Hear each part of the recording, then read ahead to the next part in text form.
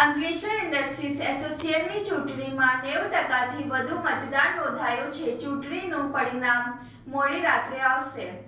Ankleshwar industries એસોસિએશનની વર્ષ 2026-27ની managing કમિટીની ચૂંટણીમાં આજે ભારે ઉત્સાહ જોવા મળ્યો હતો.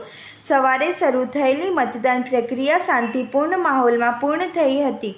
આ ચૂંટણીમાં કુલ 1281 નોંધાયેલા મતદારોમાંથી 1158 મતદારોએ પોતાના મતાધિકારનો ઉપયોગ કર્યો હતો.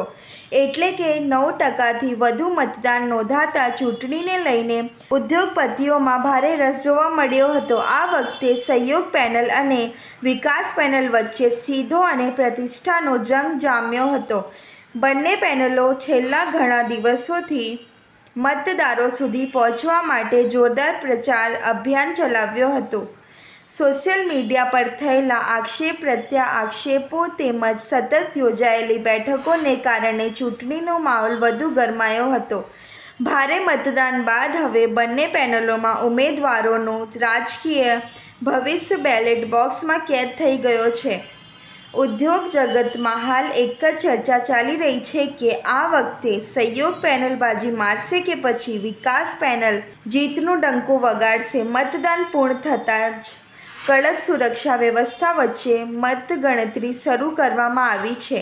કુલ 1158 મતની ગણતરી બાદ કઈ પેનલને કેટલી બેઠકો મળશે તેનું સ્પષ્ટ ચિત્રો મોડી રાત્રે સામે આવવાની શક્યતા છે. ચૂંટણી મંડળના આંતરિક સૂત્રોના જાણવા મુજબ ભારે મતદાનને કારણે આ વખતે મુકાબલો અત્યંત રસાકસીભર્યો બન્યો છે અને પરિણામ છેલ્લી ક્ષણ સુધી સસ્પેન્સ જાળવી રાખે તેવી શક્યતા વ્યક્ત કરવામાં આવી રહી છે. અંકલેશ્વર ઇન્ડસ્ટ્રીઝ એસોસિએશનની આ ચૂંટણી માત્ર મેનેજિંગ કમિટીની રચના પૂરતી મર્યાદિત નથી, પરંતુ આગામી વર્ષ દરમિયાન ઉદ્યોગોની નીતિ વિકાસ અને એસોસિએશનની દિશા નક્કી કરનાર ચૂંટણી માનવામાં આવી રહી છે. હવે સૌની નજર મોડી રાત્રે જાહેર થનાર પરિણામો પર છે કે આખરે ઉદ્યોગપતિઓએ સહયોગ પેનલ પર વિશ્વાસ વ્યક્ત કર્યો છે કે વિકાસ પેનલને વિજયનો તાજ પહેરાવ્યો છે.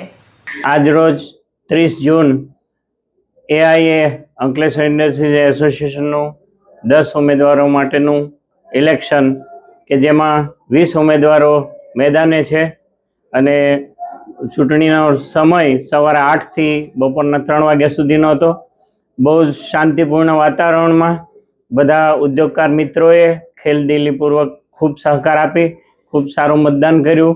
મતદાનની ટકાવારી 90.40 જેટલું થયું છે.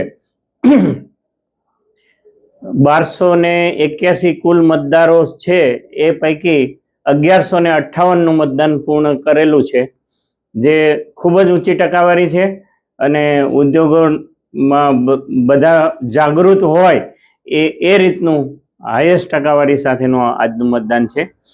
હવે ચૂંટણી પ્રક્રિયામાં કાઉન્ટિંગ ઘણું લેટ થઈ શકે એવો ચાન્સ છે. મધરાત આવી જશે.